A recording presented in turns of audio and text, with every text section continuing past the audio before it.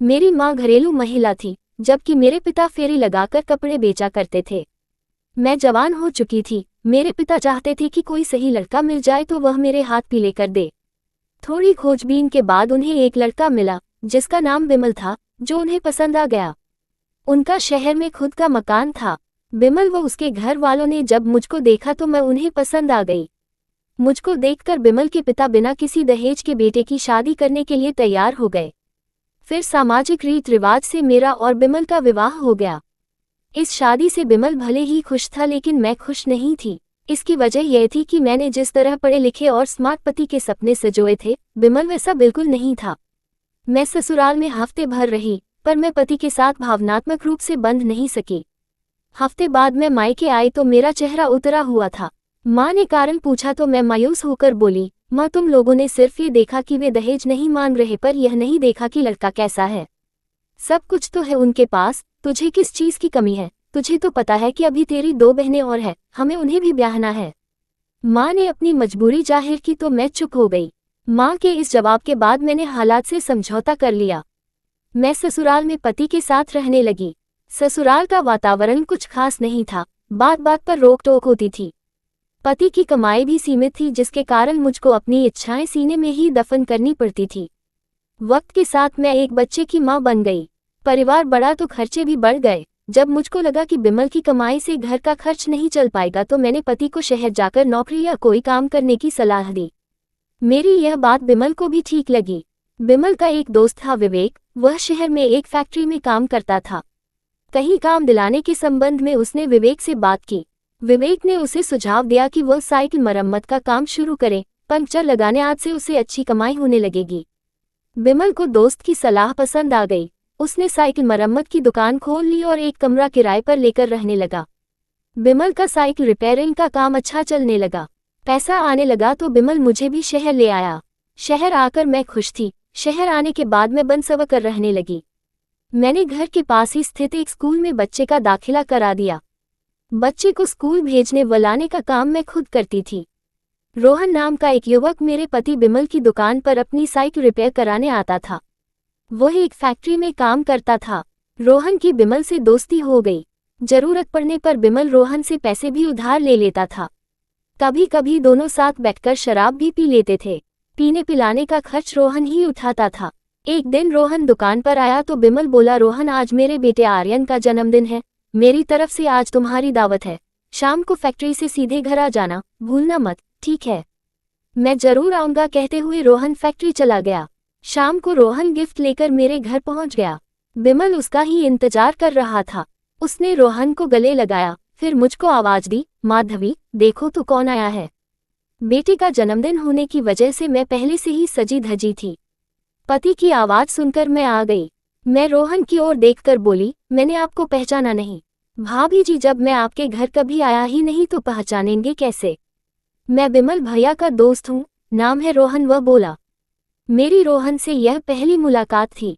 पहली ही मुलाकात में मैं रोहन के दिलो दिमाग पर छा गई। बिमल ने रोहन की खूब खातिरदारी की। उस समय मैं भी मौजूद रही। इसके बाद रोहन ने ठान लिया कि वह किसी भी तरह मुझको हासिल करके रहेगा। वह मुझे हासिल करने का प्रयास करने लगा। रोहन जानता था कि मुझ तक पहुंचने का रास्ता बिमल ही है, अतः उसने बिमल को शराब का आदी बनाने की सोची। इसी के चलते वह शराब की बोतल लेकर मेरे घर आने लगा। घर में दोनों बैठकर शराब पीते, फिर खाना खाते। इस बीच रोहन की निगाहें मेरे जिस्म पर ही गड़ी रहती। शराब के नशे में रोहन कभी कभी मुझसे मजाक व छेड़खानी भी कर लेता था। मैं जल्द ही रोहन के आने का मकसद समझ गई थी। वह मेरी आर्थिक मदद भी करने लगा।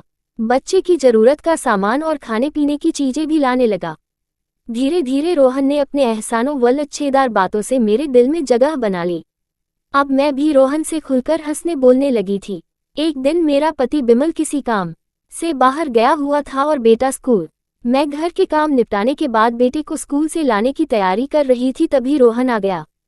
इस अकेलेपन में रोहन खुद को रोक नहीं सका और उसने मुझको अपनी बाहों में भर लिया। मैंने कसमसाकर हल्का प्रतिरोध किया, लेकिन रोहन की पकड़ मजबूत थी, सो मैं छूट नहीं सकी। हकीकत में मैं रोहन की बाहों में एक अकल्पनीय सुख महसूस कर रही थी। यही वजह थी कि मेरे सोए हुए अरमान जाग उठे। मैं भी रोहन से अमर बेल की तरह लिपट गई। इसके बाद उन्माद के तूफान में हमारी सारी मर्यादाएं बह गई। उस दिन मैं तो मर्यादा भूल ही गई थी। रोहन भी भूल गया था कि वह अपने दोस्त की गृहस्थी में आग लगा रहा है। जल्द ही मैं रोहन के प्यार में इतनी दीवानी हो गई कि मैं पति से ज्यादा प्रेमी का ख्याल रखने लगी। रोहन भी अपनी कमाई मुझ पर खर्च करने लगा। मैं जो भी डिमांड करती रोहन उसे पूरी करता। बिमल हम दोनों के मिलन में बाधक ना बने, इसलिए रोहन बिमल को शराब की दावत देकर उसका विश्वास पात्र दोस्त बना रहता था। ऐसे रिश्तों को ज्यादा दिनों तक छिपाकर नहीं रखा जा सकता। देर सवेर पोल खुल ही जाती है। जब रोहन का बिमल की अनुपस्थिति में मेरे यहाँ ज्यादा आना जाना हो गया तो सबको शक होने लगा।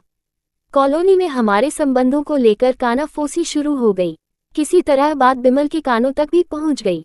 बिमल अपने दोस्त रोहन पर अटूट विश्वास करता था, इसलिए उसने सुनी सुनाई बातों पर ज्यादा ध्यान नहीं दिया, लेकिन उसके मन में शक का कीड़ा जरूर उछलने लगा।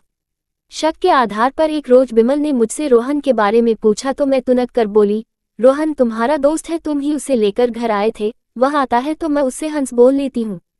पास पड़ोस के लोग जलते हैं। पड़ोसियों की झूठी बातों में आकर तुम भी मुझ पर शक करने लगे। मैं शक नहीं कर रहा, केवल पूछ रहा हूँ, बिमल प्यार से बोला। पूछना क्या है, अगर तुम्हें मुझसे ज्यादा पड़ोसियों की बातों पर भरोसा है तो रोहन को घर आने से मना कर दो, लेकिन सोच लो रोहन हमारी मदद भी करता है और तुम्हारी पार्टी भी। तुम्हारी कमाई से मकान का किराया, बच्चों की फीस और घर गृहस्थी का खर्च क्या चल पाएगा। मेरी बात पर विश्वास कर बिमल शांत हो गया। एक दिन बिमल दुकान पर गया और काम भी किया, लेकिन 2 घंटे बाद उसे लगा कि बदन टूट रहा है और बुखार है, तो वह दुकान बंद करके घर पहुंच गया। कमरा अंदर से बंद था। कुंडी खुलवाने के लिए उसने जंजीर की ओर हाथ बढ़ाया ही था कि तभी उसे कमरे के अंदर से मेरे हंसने की आवाज आई। बिमल ने अपना हाथ रोक लिया। उसने दरवाजे की झिरी से देखा तो दंग रह गया। मैं और रोहन एक दूसरे के बाहों में थे। बिमल का खून खौल उठा, लेकिन उस समय वह बोला कुछ नहीं। वह कुछ देर जड़वत खड़ा रहा, फिर खटखटाने पर दरवाजा खुला तो उसे देखकर मैं और रोहन अपराध बोध से कांपने लगे। हम दोनों ने बिमल से माफी मांगी और भविष्य में ऐसी गलती न दोहराने का वादा किया। हमें माफ करने के अलावा बिमल के पास कोई दूसरा रास्ता भी नहीं था। मेरी बेवफाई से बिमल को गहरी ठेस लगी थी। उसे अब अपनी इज्जत बचानी थी, इसलिए उसने शहर छोड़कर घर जाने का निश्चय कर लिया। मुझको घर वापस जाने की बात पता चली तो मैंने बेटे की पढ़ाई का सवाल उठाया, लेकिन बिमल मानने को तैयार नहीं हुआ। मुझको और बेटे को साथ लेकर वह अपने घर आ गया। बिमल खेती किसानी वही मजदूरी करके बेटे का पालन पोषण करने लगा। उसने बेटे का दाखिला कस्बे के प्राइमरी स्कूल में करा दिया। मेरे गांव चले जाने के बाद रोहन परेशान हो उठा। उसे मेरी याद आने लगी। रोहन से जब रहा नहीं गया तो वह मेरी ससुराल पहुंच गया। वहां बिमल ने उसे बेइज्जत किया और मुझसे नहीं मिलने दिया। इसके बाद तो ये सिलसिला ही बन गया। रोहन आता और बेइज्जत होकर वापस जाता। कुछ दिनों तक मुझको रोहन की बहुत याद आई, लेकिन धीरे धीरे मुझे भी लगने लगा कि शायद बिमल सही कर रहा है, क्योंकि रोहन के साथ मेरे रिश्ते का कोई भविष्य नहीं था। अब मैंने भी फैसला कर लिया कि बिमल के साथ रहकर एक नई जिंदगी की शुरुआत करूं और अपने बीते हुए कल को भुला दूं।